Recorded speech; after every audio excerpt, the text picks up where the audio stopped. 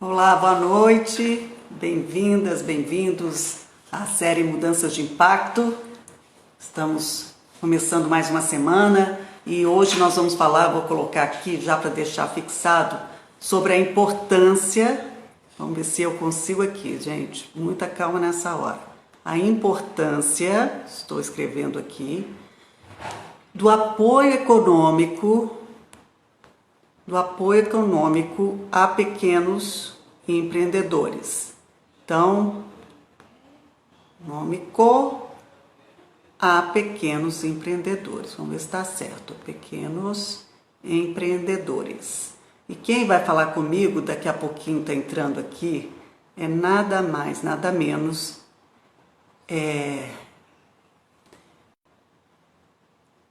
isso, acho que foi. Que é a Adriana Barbosa, uma super empreendedora. Não sei se vocês estão aqui chegando, bem-vindos. Estou vendo o pessoal entrando aqui. Melzita, vou falar com você ainda hoje, tá? Hoje, então, a Adriana é uma super empreendedora, ela é a fundadora da Feira Preta, que é o maior festival de cultura, de empreendedorismo e cultura negra da América Latina.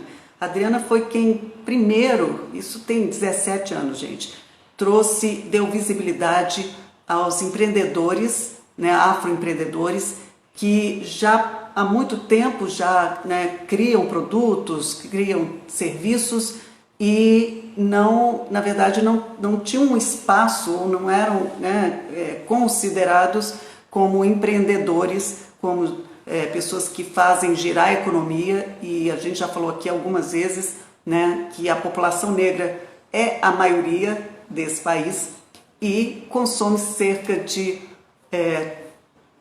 1,7 trilhões, né, por ano. A Adriana vai falar com mais precisão sobre os números. Eu conversei com ela tem pouquinho tempo, eu falei: Adriana, te espero lá na live. E ela tá com 1000 coisas, ela: não, já tô chegando lá, me espera que daqui a pouquinho eu tô lá. Então vamos esperando a Adriana para ela contar pra gente como está sendo esse momento, né, de tanto desafio. Ela que também fundou, além da Feira Preta, o Preta Hub, que é uma aceleradora para exatamente esses empreendedores, né, empreendedores que estão precisando ter um caminho aí, entender como é que eles podem tracionar o negócio deles, né? São todos: Adriana, tô aqui, mas você tem que me mandar uma... Cadê você? Ela tá aqui, deixa eu ver como é que eu faço para que ela entre. Eu não vi a sua solicitação. Você mandou a solicitação, André? Deixa eu ver. Então eu que perdi você. Só um segundo, gente. Deixa eu me encontrar aqui. Quando você entrou e viu, tinha uma solicitação. Para mim não chegou ainda. Sai e entra de novo, Dri, porque aí vai aparecer. Aí você me solicita, vamos tentar de novo, pode ser?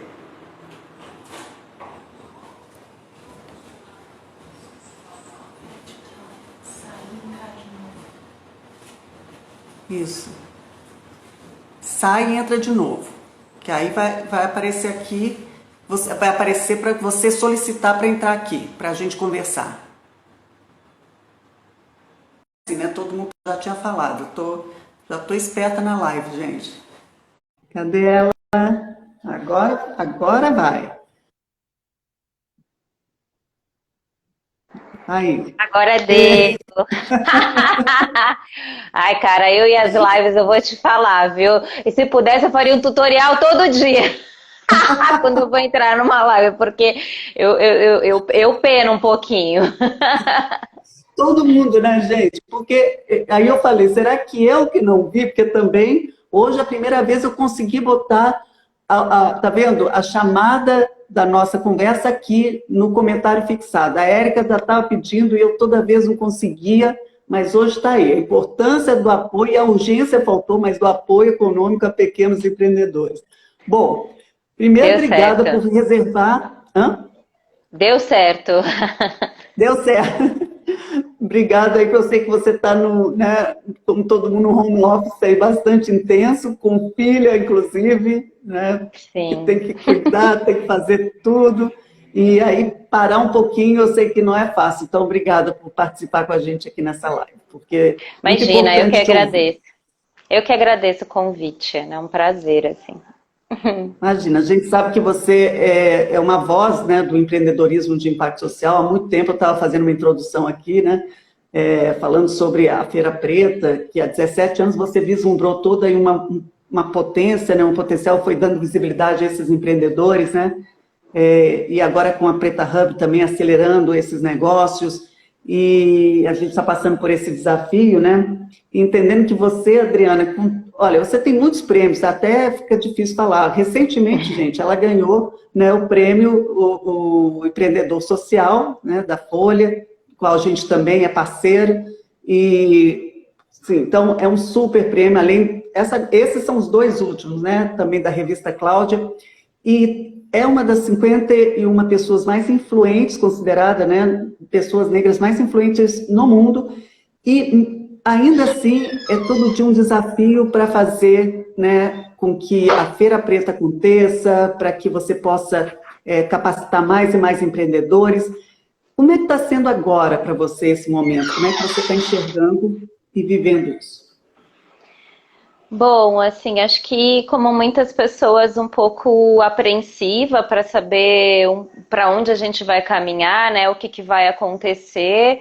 Do ponto de vista pessoa física, tenho lidado com muitas questões, assim, eu já trabalhei em casa durante muito tempo, mas agora trabalhar em casa, administrando aula online, administrando a casa, fica um pouco mais complexo. E do ponto de vista da Feira Preta das Ações que eu venho fazendo, do Preta Hub, é tentar ver que forma que nesse momento a gente pode contribuir numa perspectiva mais com senso de comunidade, sabe? Tipo, com os empreendedores que a feira se relaciona, com a cadeia produtiva da cultura, enfim, com diversas áreas que a feira tem interface para ver o que a gente pode ofertar nesse momento. E hoje, especialmente hoje, assim, a feira está envolvida em 3 iniciativas focada nessa história do Covid, que é uma que é a coalizão é de todos, a feira faz parte de uma coalizão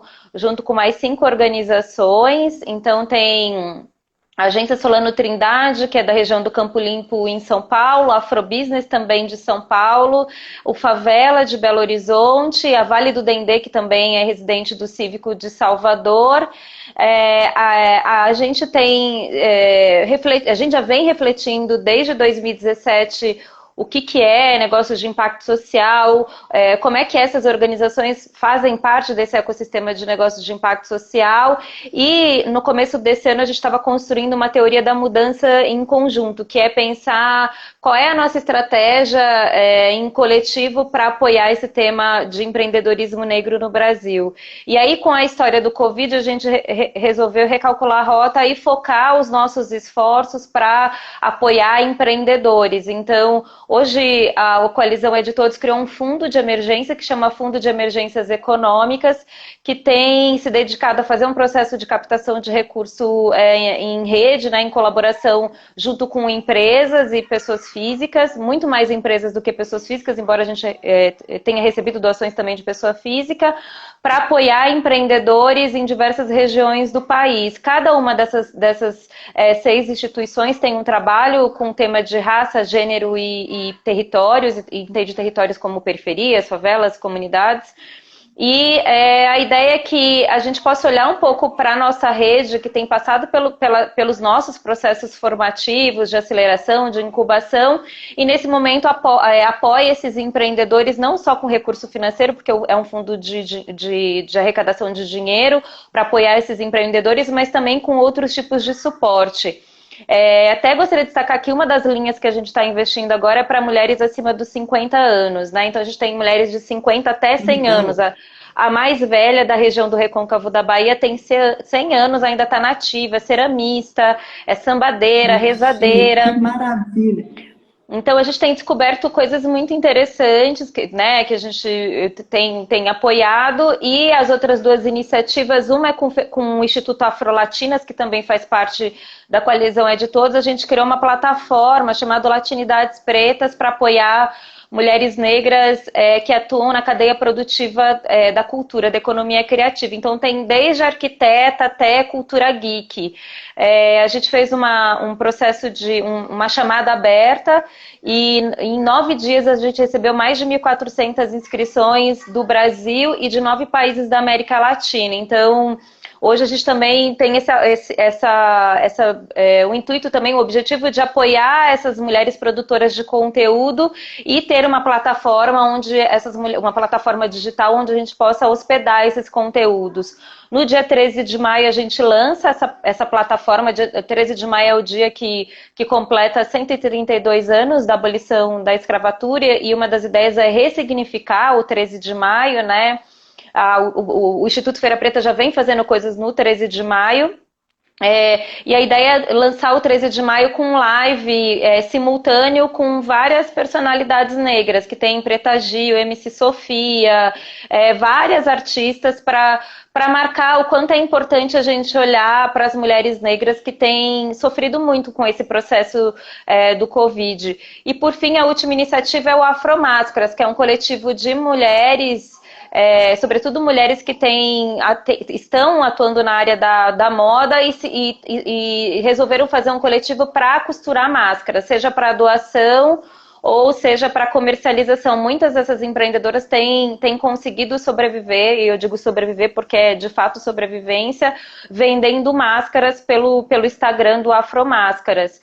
E essas são as 3 iniciativas que, enfim, a Feira Preta tem se dedicado a atuar com esse tema de empreendedorismo, como poder apoiar os empreendedores nesse momento que a gente está vivendo agora.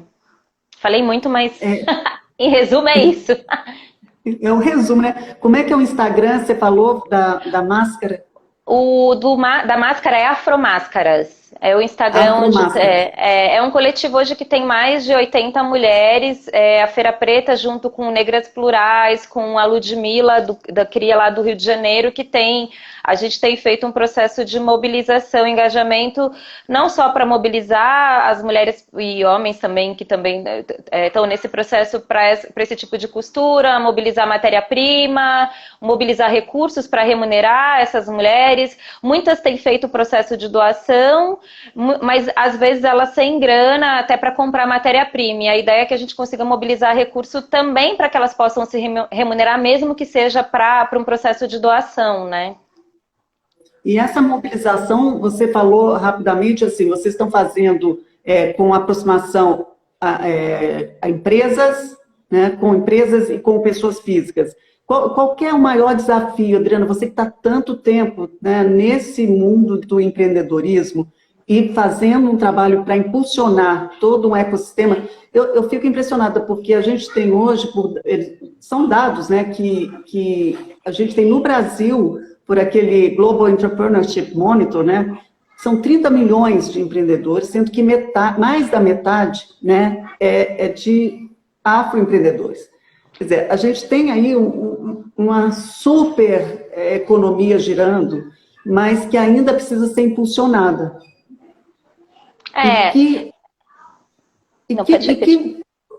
Não, é isso. E que, né, parece que agora com o Covid, todo mundo deu essa pausada e realmente, né, impacto geral. Mas como é que vai ser o impacto nesse grupo, né, que já vinha também lidando com várias crises, né, que não são só pontuais, né? Assim, acho que um dado importante do que você falou dessa pesquisa é que o Brasil tem uma parcela muito grande de pessoas que estão empreendendo, né? E a grande maioria é a população negra, mulheres negras, sobretudo, né? Quando você olha especificamente para o recorte racial de empreendedores negros, a população negra vem empreendendo há muitos anos, assim, desde que teve esse processo dessa abolição inacabada, o empreendedorismo foi a forma que a população encontrou para poder dar conta da vida. Então, Por necessidade, né? por necessidade. Acho que, não tenho certeza, que nas 2 últimas décadas a gente vem fazendo quase que uma transcendência da necessidade, da sobrevivência, de uma civilologia para a oportunidade. Tanto que o ano passado a gente fez uma pesquisa com o Plano CDE e saíram 3 perfis de empreendedores negros. Um que é por necessidade, que é a grande massa. Quando você olha os dados do Sebrae na categoria microempreendedor individual, que são os MEIs, o que é individual, ele sobretudo é a população negra que está nessa faixa maior, né? E saiu um outro que é por vocação, que sobretudo jovens que têm começado a empreender, não nessa perspectiva de necessidade, mas vocação, assim, eu quero empreender, não quero estar dentro do mercado de trabalho, eu não quero estar dentro de grandes empresas, eu quero criar a minha própria empresa. E, por fim, um outro perfil que é o do engajamento, é o empreendedor negro que cria soluções, produtos e serviços para atender uma demanda de consumo específico da população negra. Muitos negócios foram criados nesse sentido, é quando a gente começa a entrar no movimento conceitual do Black Money, né? Fazer circular o dinheiro entre os negros. A gente vinha dessa toada, assim, da necessidade para a vocação, para o engajamento. Hoje, especificamente agora, você vê uma grande parcela passando necessidade. Quando você olha microempreendedores, não necessariamente fizeram um processo de digitalização dos seus negócios, sabe? Porque agora todo mundo fala assim, mas agora tem que colocar o negócio na internet. Mas será que é só isso? Será que tem internet para todo mundo? Tem algumas regiões que nem internet direito tem. E além de você não tem uma infraestrutura adequada, você também muitas vezes não tem o letramento digital, entendeu? Muitas pessoas não sabem como lidar com os aspectos tecnológicos. Então eu acho que a gente, por uma questão de estrutura do país, a forma como o país foi construído, desde o processo de colonização até os dias de hoje, você vê muitas desigualdades. E especialmente agora, eu acho que tem uma coisa que a gente tem visto muito é a importância dos pequenos, porque quem movimenta o país são os pequenos, são os que mais empregam, apesar de ser pequenos, são eles que conseguem movimentar de fato a economia. Não é um volume muito pequeno de grandes empresas, não, é um volume muito grande de pequenas empresas que empregam outras pessoas. Isso é uma coisa boa, de repente a gente conseguir colocar isso na pauta e talvez quando passar esse Covid, criar um ambiente mais favorável para esses pequenos. Por outro lado, a gente tem uma outra questão, que é a gente conseguir, tá muito palpável como é que funciona, como é que opera a desigualdade. Então, por um lado, você consegue ter uma potência de reconhecer a importância do pequeno, por outro lado, esse mesmo pequeno não foi preparado para o que a gente está vivendo hoje. Então, a gente está vivendo um momento muito complexo e que vai depender muito de uma atuação em rede e de cada vez mais o senso de comunidade para que a gente consiga passar pelo que a gente está vivendo, entendeu? Quando a gente decidiu criar o É de Todos, uma das nossas grandes questões era falar de um processo de desconcentração de recursos dentro do ecossistema de negócios de impacto social. Eu vejo hoje, especialmente com essa história do Covid, que tem muito mais recursos, tem uma abundância de recursos. A gente nunca viu tantos processos de doação, assim, doação de dinheiro, cesta básica, um monte de doação. Só que para essas doações acontecerem, você vai precisar de organizações que tenham uma capilaridade em territórios e na base. É importante a gente olhar para o dinheiro chegar na ponta, mas também é importante a gente olhar quem são essas organizações que têm essa capilaridade, que conhece quem são essas pessoas, que trabalha com essas pessoas, entendeu? Porque senão fica um processo meio que desigual, tá? Eu consigo dinheiro, mas esse dinheiro não chega na ponta. Mas para chegar na ponta, você precisa de uma organização, de uma liderança comunitária, você precisa de alguém ou de uma instituição para que isso aconteça. e aí acaba muito se olhando para chegar na ponta, mas não olha para o fortalecimento dessas lideranças e dessas organizações que têm esse trabalho na ponta, né? Então, acho que é um momento complexo que a gente está vivendo, mas importante porque tem assuntos que agora, nesse momento, tá na pauta, sabe? Total. E eu acho que se a gente vem, né, evitando, num sentido, né, abrangente, discutir pautas que são imprescindíveis para a gente avançar aqui, né, como país, a hora é essa, né? Vamos falar sobre o que a gente precisa realmente fazer diferente. Porque quando você para e enxerga, né, todo um cenário, você começa a entender que não é por o Covid, né? Outro dia eu estava aqui, foi acho que um Junião, eu estava conversando da ponte, e aí eu citei, né, o que o professor Hélio Santos, que é do Conselho do Cívico, falou que existia uma crise pré-Covid, né? A gente falar sobre só Covid também, né, ficar limitada a uma situação que a gente já está vivendo, ok, mas isso só fez, eu acho que é o momento que fica tudo mais aí, né, aparente. A gente enxergar, porque a desigualdade aparece com mais força ainda nesse momento, né, numa questão como essa. Só você olhar os números, né, onde as pessoas são mais atingidas, onde tem mais mortes, né. Sim, não é. Quando há uns 20 dias atrás, acho que a Folha de São Paulo fez uma matéria ou publicou alguma coisa de que nos Estados Unidos, na história do Covid, estavam morrendo mais negros. E depois fizeram uma matéria aqui em São Paulo também, e é a mesma coisa, onde a maior parte das pessoas que estão morrendo é a população negra. E onde você vê os bairros onde tem, por exemplo, Brasilândia é um bairro onde tem uma concentração muito grande de pessoas que se foram, que faleceram. E é uma região negra, basicamente, em sua maioria, é uma região negra, né? Você tem territórios onde tem uma predominância de população negra. E é exatamente isso. Existia um processo de construção histórica de muitos anos. O que a gente está vendo agora de desigualdade é só uma ponta daquilo que foi construído há muitos anos, assim, é um processo de construção pautado na desigualdade e que agora, assim, eu fico espantada, porque tem agora pessoas falando, nossa, eu não sabia que era assim. Como assim você não sabia que era assim, gente? Como assim, que mundo é esse que você estava vivendo que você não conseguiu enxergar que de fato é um país de muitas concentrações e de muitas desigualdades e que quando a gente fala dessa história do Covid, a gente está falando de coisa de princípio básico, que é ter água, que é ter comida para você comer. Quando a gente pensou em fazer o processo de repasse para os empreendedores, uma das coisas, vocês vão fazer microcrédito? O que vocês vão fazer? Não, a gente não vai fazer microcrédito, a gente vai fazer a doação a fundo perdido. Mas por que vocês não lançam um tipo de microcrédito com juros baixos? Primeiro, porque a gente não quer entrar na fila do endividamento dos empreendedores, e segundo, que a gente quer que o empreendedor tenha a tranquilidade de que ele vai ter um mínimo, do mínimo, que é para pagar as contas de água, luz e para você poder comer. Quando você pega, por exemplo, exemplo Eletropaulo, se você não paga, você vai para o Serasa.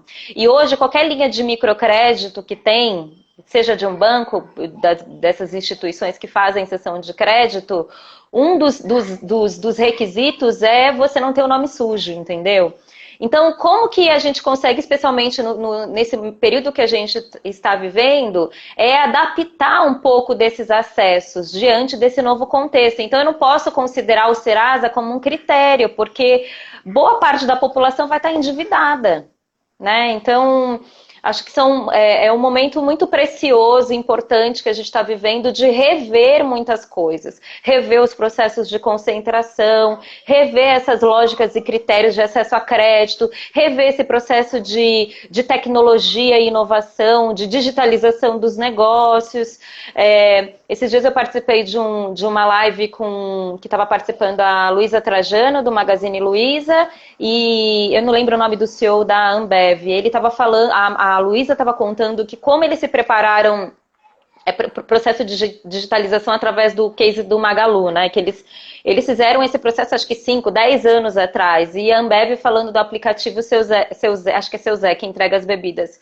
Que nesse ano, em um mês, eles conseguiram fazer o mesmo faturamento do que eles fizeram o ano inteiro.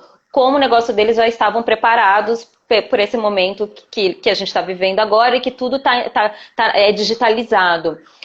Isso é ok para as grandes empresas que têm institutos de pesquisa, que consegue prever, que consegue se estruturar para o que a gente está vivendo. Agora eu fico pensando para os pequenos que não conseguiram, que não tem essa mega estrutura para poder prever ou fazer a transição do seu negócio, entendeu?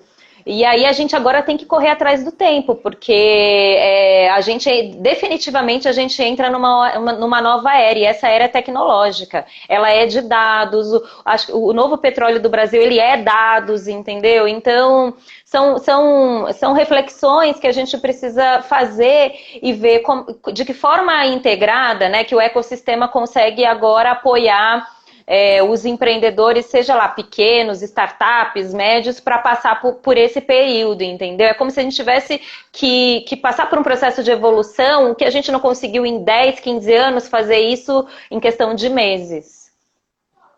Acelerar o processo, mesmo. né?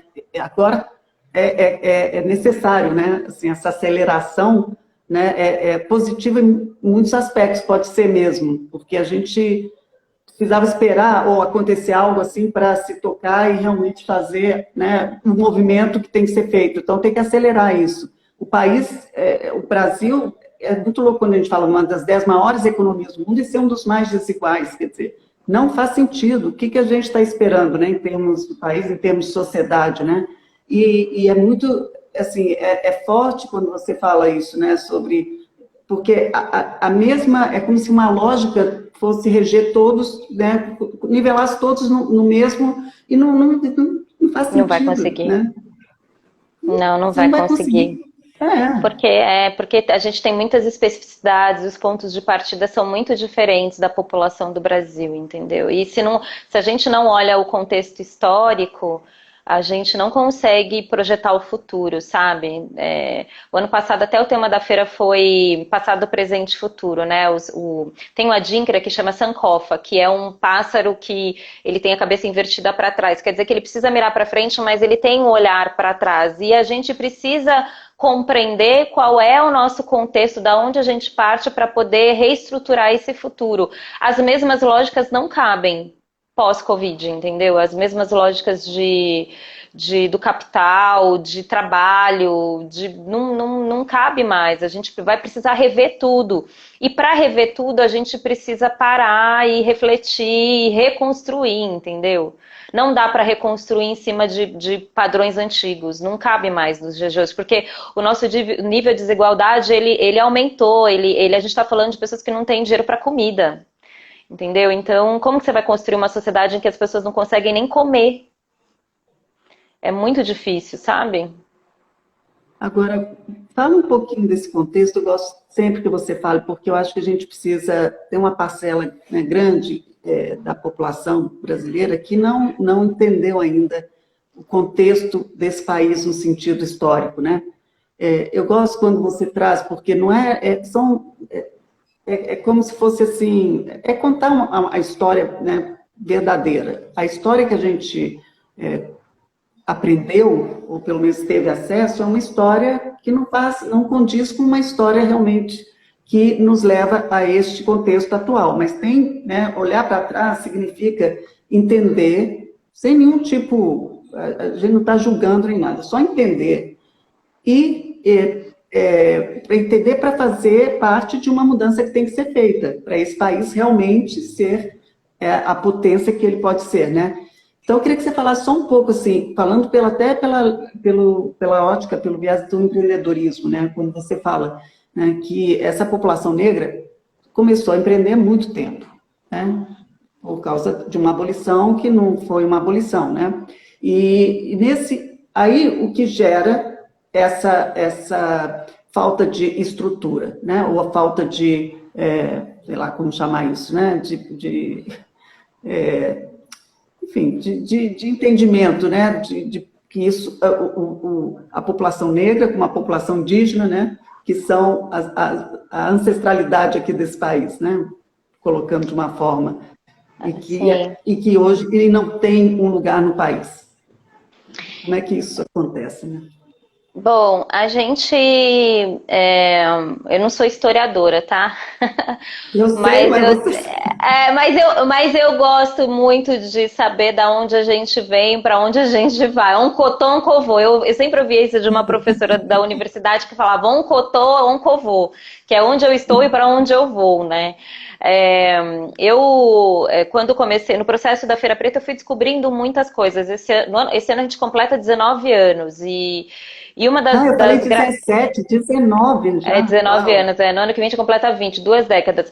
Mas nesse processo de construção, uma das coisas que teve interferência no programa que a gente tem de formação empreendedora era trazer uma historiadora que pudesse contar essas histórias, né? Como é que se construiu o Brasil e como é que isso reflete hoje.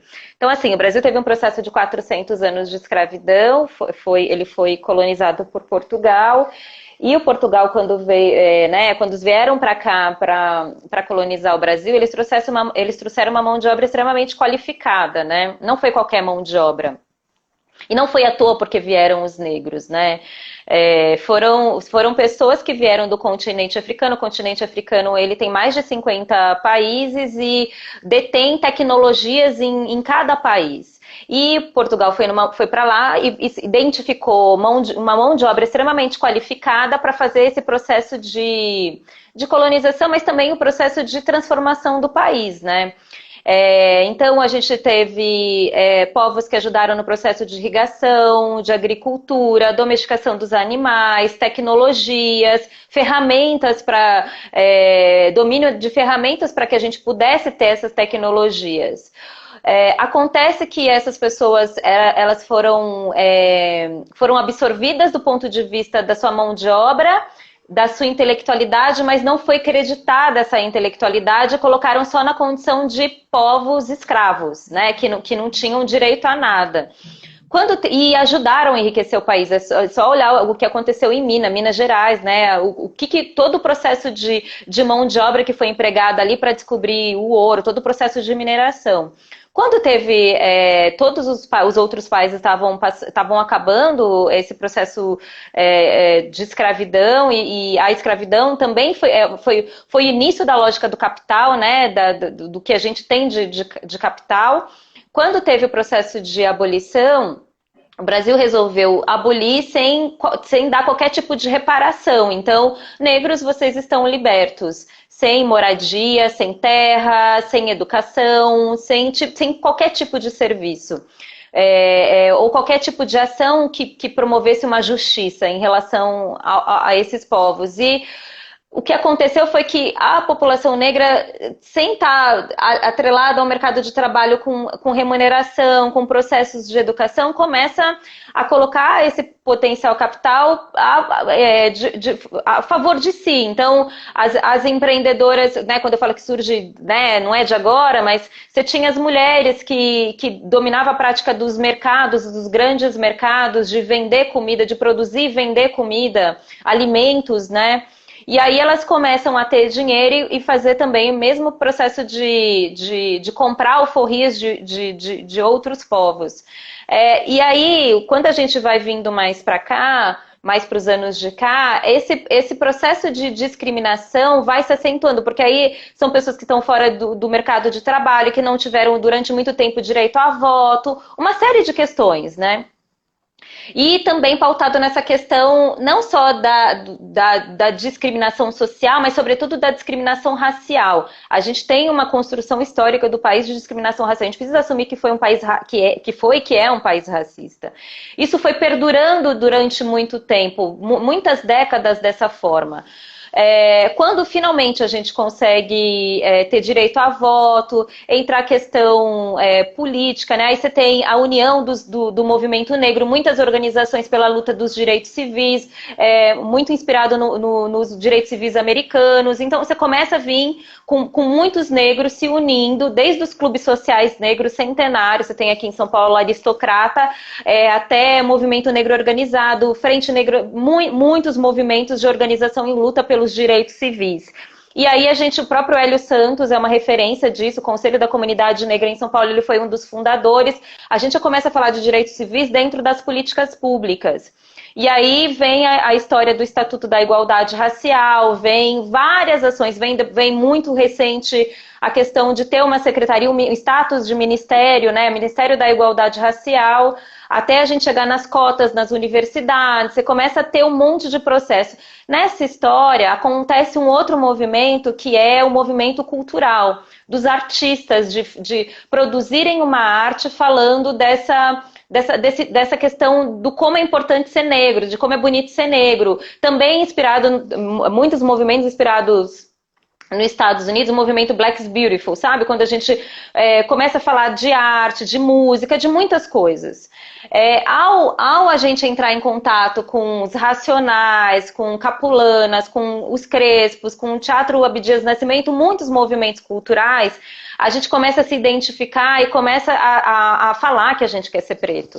Então, a história da revista Raça em 1995, quando foi lançada, foi uma das primeiras revistas a trazer o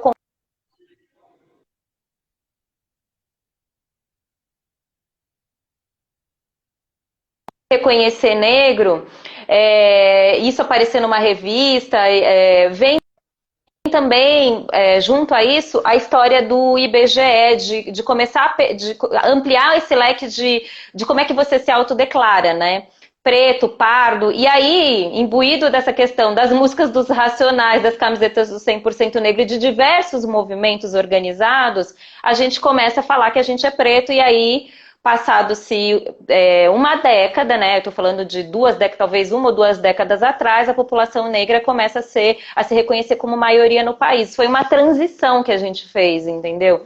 E isso acontece com uma questão muito subjetiva, de eu olhar para mim e falar, eu quero ser preta. Né, eu me reconheço nessa identidade. Durante muitos anos, essa questão racial foi negada para o país. E mesmo o processo institucional do embranquecimento, sabe? E um dos exemplos que eu sempre gosto de trazer é a história das mulheres que fizeram o processo de transição capilar, de não querer mais chapar o cabelo e deixar o cabelo crespo. Isso foi uma revolução para o mercado de cosmético, entendeu? Então, quando o Renato Meirelles, a gente fez uma pesquisa em 2018 com o Renato Meirelles para saber sobre empreendedorismo e consumo, os hábitos de consumo da população negra, quanto que a população negra movimenta, de fato passa de um trilhão, entendeu? Então, a gente vem de um contexto de escravidão para a população negra ser maioria no país, passou por vários processos de luta de direitos civis, luta de direitos humanos, e hoje a gente está falando de mercado, de acesso ao capital, entendeu? Então a gente teve uma transformação muito longa. Nessa história de transformação do capital, vem essa questão dos empreendedores, de sair dessa lógica da necessidade, porque eu não tenho trabalho. O que eu vou fazer? Eu vou empreender, e aí eu vou empreender pensando em 3 coisas, que é o que eu sei fazer, o que eu tenho em mãos e com a minha primeira rede de relacionamento. Então eu vou fazer coxinha, como a minha avó fazia, eu vou fazer uma roupa, eu vou fazer o que é mais básico, para eu começar a ter renda, e aí a partir daí eu conseguir me desenvolver financeiramente. Muitas famílias surgiram com empreendedoras da necessidade, entendeu? Muitas mulheres negras que são a maioria das chefes né, as que mantêm a casa, chefes de família. E aí agora, muito mais recente, com a entrada dos negros na universidade, as 2 últimas décadas, faz que a gente tenha uma cultura empreendedora. A gente saia dessa lógica da necessidade e vai para uma lógica que é o que foi que eu falei, os empreendedores de vocação, ou os empreendedores engajados, que são os jovens negros que falam, tá bom, eu quero criar uma nova história, eu não quero estar numa grande empresa, eu quero criar uma empresa. E hoje você tem uma grande parcela de negros empreendendo dentro dessa lógica. O que aconteceu também nesse processo é que você tem muitos negros empreendendo, mas não na lógica da indústria, porque para você estar dentro da indústria, você precisa ter mais acesso ao capital, e durante muitos anos o dinheiro foi negado para a população negra. E a outra questão é que baixo letramento digital, que é códigos digitais da internet, dos dados, entendeu? Então tudo isso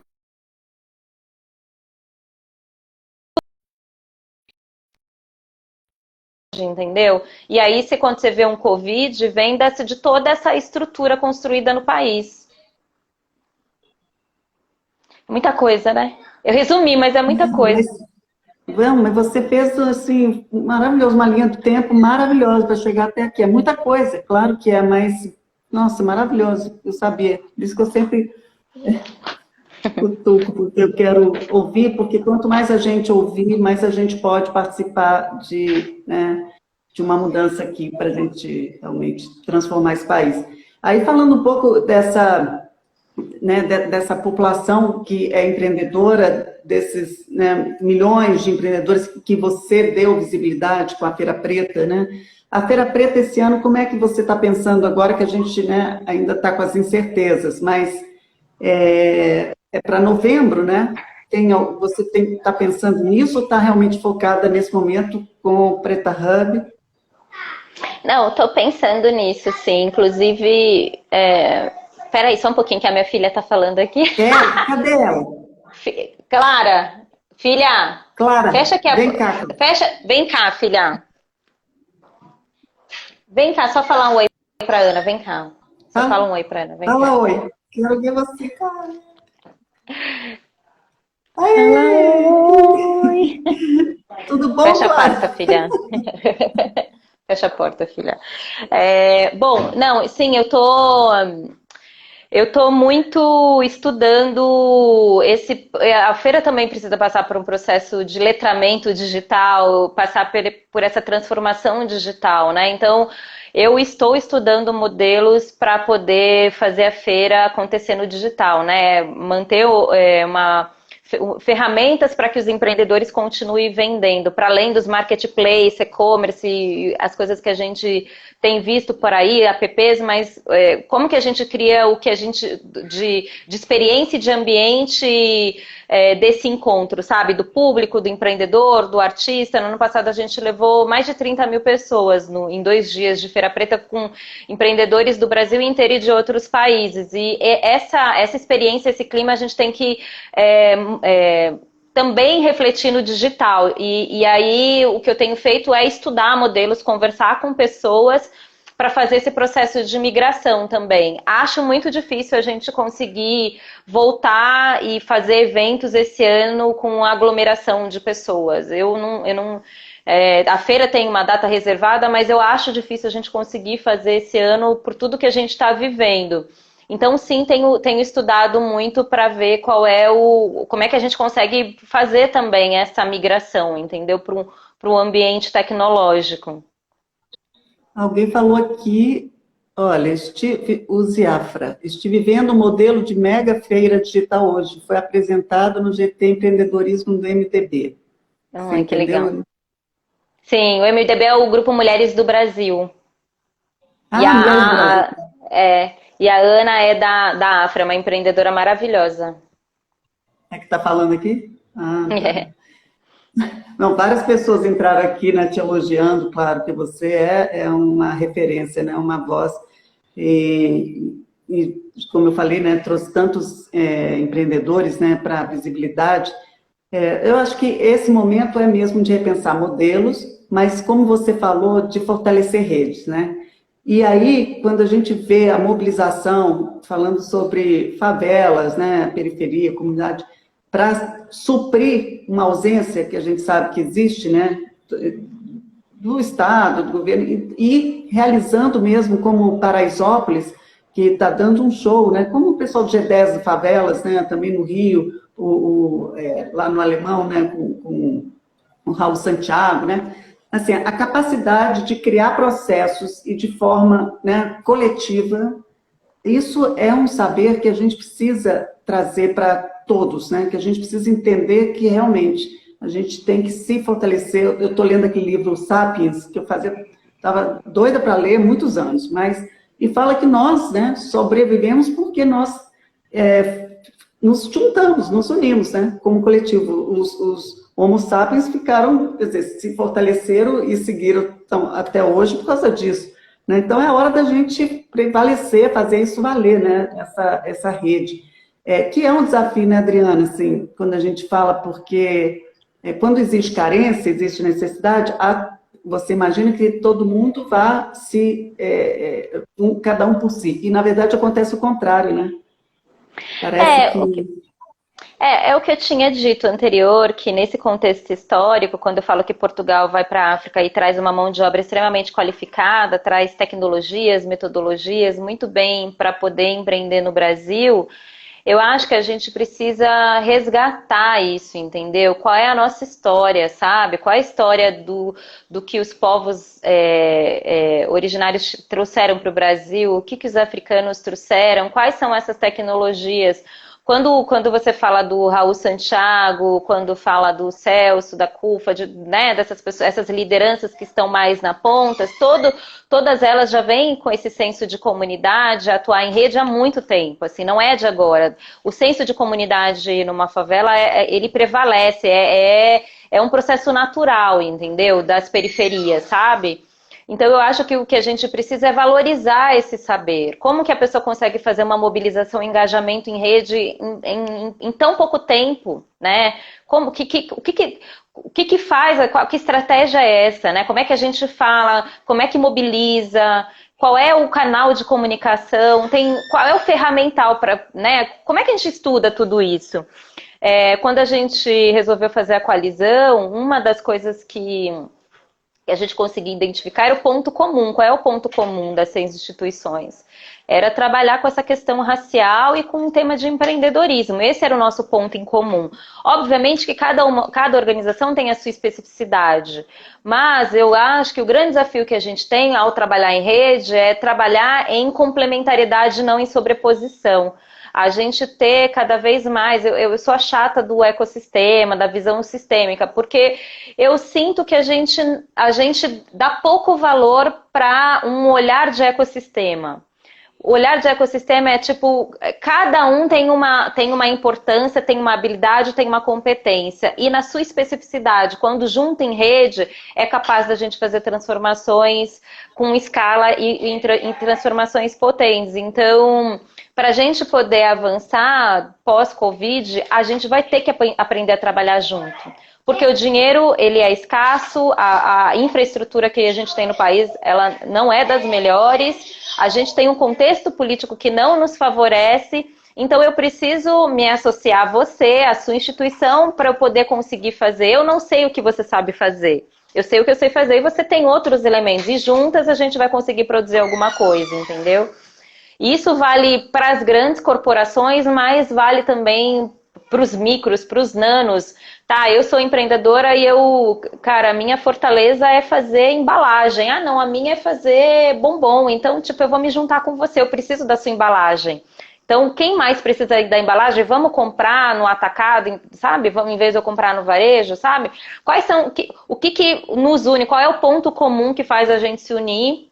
E eu, dentro da minha especificidade, conseguir trabalhar com você. A gente precisa, porque se a gente não conseguir trabalhar em rede de forma sistêmica, cada pecinha da engrenagem movimentando, a gente vai sucumbir, entendeu? Não vai dar conta. A gente está vivendo uma crise humanitária, né? Não Humanitária, é uma exatamente. crise social ou ambiental, né? Então é uma questão mesmo da gente rever nosso papel mesmo aqui nesse planeta, né? E não passa por um crachá, nem por sei lá, um segmento. É assim, o empreendedorismo, ele faz com que a pessoa, ele aciona esse poder de criação que todos nós temos, né? Mas todos nós somos, em algum nível, empreendedores da nossa vida. E se a gente entender que a gente é uma peça importante, né, nessa construção, esse é o desafio, né? Como é que você... Enfim, a mudança de consciência, acessar e dar valor, né? Essa questão, o que tem valor, como a nossa sociedade enxerga, falando de capitalismo. É uma conversa que a gente sempre, né, acaba chegando assim, que no final, né, o que tangibiliza? É o dinheiro, então o valor está no... Mas isso, nesse momento, por exemplo, você pode ter tudo, mas você está confinado, né? Quantas pessoas com muito, né? E não é isso mesmo que a gente vai ter como força para continuar, né? Como espécie, ou como, enfim, pessoas, né? Eu acho que além da importância das grandes, né, de você olhar as grandes instituições, revisitar o capital, é a gente se olhar como pessoa, né? Esse é um momento que requer a gente a nossa morada, né? A nossa moradia. A gente precisa estar recluso em casa. Quando você está recluso em casa, você começa a se revisitar como pessoa também. Resgatar coisas que você não fazia, arrumar, organizar gavetas, guardar-roupa, reviver histórias. Se todo mundo pudesse, né, tô aqui romantizando, mas se todo mundo puder aproveitar um pouco desse tempo, dessa morada, né, de que você é obrigada a ficar em casa, poder também olhar a sua morada interna, você, né? Quando acabar esse Covid, o que que você vai entregar para o mundo, né? Quem vai ser você? O que que você vai entregar, sabe? O que de melhor você vai poder entregar para o mundo? Para ajudar a reconstruir, né? Porque é isso, a gente vai ter que se reconstruir. E aí eu tenho um momento, eu acho que é um momento de muita fortaleza para reconhecer as nossas subjetividades, para se conectar com a nossa fortaleza, para redescobrir os nossos valores, fazer as pazes com os nossos propósitos. Tem propósitos que já não são mais e que você pode criar novos propósitos, entendeu? Então, é momento da gente, precioso da gente poder estar com a gente mesmo, sabe? Isso aí. Tinha que fazer uma live todo dia com você, Adri, para você falar coisas e fazer com que a gente se conecte com esse momento precioso. Você tem muito. Enfim, a jornada é de cada um, né? Cada um tem a sua, mas é uma jornada conjunta. Agora fica mais claro, né? Que o que faz, a gente fica falando, né? Lá na China impacta aqui, ou seja, somos, né, parte de um coletivo. E isso é fundamental a gente entender, né? Olha, só mensagens aqui, potência maravilhosa, todo mundo que, né, te segue. E eu sei que a Clara está aí te chamando. Então, eu queria te agradecer por esse papo, né, por essa... aí a Soninha Araripe, que entrou aqui, que é editora, né, fundadora da Plurale, maravilhosa jornalista, que também vem trabalhando, fazendo todo um trabalho de cobertura, né, do empreendedorismo socioambiental. E a Érica aqui também, todas mulheres, né, gente? As mulheres... Então, Sim, conheça isso é as uma coisa mulheres. importante da gente olhar, da importância das mulheres nesse momento, cara. Quando você olha aí, os processos de transformação estão sendo feitos por mulheres. Talvez a gente resgatar um pouco desses nossos valores civilizatórios, principalmente os valores femininos, entendeu? Tá, esse momento Pois agora é. da gente, talvez essa nova jornada, né, nessa nova era do Aquário, né, sejam valores femininos, cara, Sim, não que é é a da onda feminina? generosidade, da generosidade, do compartilhamento, de um olhar mais macro, de uma coisa mais generosa, que se deixem aflorar todo o processo feminino que todo mundo tem. E eu não estou falando só das mulheres, não. Eu acho que os homens também precisam olhar para os nossos valores femininos, entendeu? Nossa, muito bem colocado. Olha, para encerrar com chave de ouro, porque é isso. É a era de Aquários com essa mudança, com o poder do feminino, que não está só nas mulheres, né? Não está Que é o só que nas traz. mulheres, não é. A gente não está falando só das mulheres, a gente está falando de uma sociedade. A gente sai de uma era que ela é rígida, mais concreta, para ir para uma era muito mais fluida, muito mais da colaboração, que vai exigir da gente uma outra habilidade, que é uma habilidade interpessoal, que é você poder saber quem é você, até para você entender quais são os seus limites em interação com o outro. Então, não é à toa que todo mundo tem que ficar em casa, porque se você não souber quem é você, quais são os seus limites, como é que você vai poder estar interagindo com o outro em um momento que vai exigir colaboração? Que vai exigir de você que você vai ter que fazer com outra pessoa, entendeu? Não vai dar, não, a gente sai de uma era do individual, não, o individual não cabe mais nesse novo momento. Maravilhoso, maravilhoso. Pri, é isso, obrigada, viu? Muito bom. E vamos continuar conectados, a gente está conectado, né? E Sim. vendo, então, quais são os próximos passos, mas sempre lembrando que a gente está em rede, né? O Marcelo entrou aí também, que acompanha a gente um cara um super empreendedor, e enfim, é isso, a gente tem que agora se apoiar um no outro para fazer toda uma, né, usar esse momento precioso, como você falou, para a gente sair com uma nova consciência, com uma nova atitude, né? Vendo o novo. E a gente, eu acho que é uma nova consciência, Ana, que ela não é do inconsciente coletivo, ela é da consciência coletiva, da presença coletiva, entendeu? É como se aquela história do inconsciente coletivo, das crenças, tipo, não, é um consciente que ele é coletivo. Todo mundo vai ter que estar conscientemente presente e coletivo. Adorei. Negócio de inconsciente coletivo já era, gente. Foi Não embora. cabe mais. Tá? Não cabe mais. A moda Acabou. agora é estar consciente, coletivamente. Obrigada, Ana. Obrigada Obrigada a você. a todas as pessoas que acompanharam também. Muita gente aqui, obrigada mesmo. Valeu, um beijo grande, beijo na Clara aí. Fique bem. Beijo. Beijo, tchau.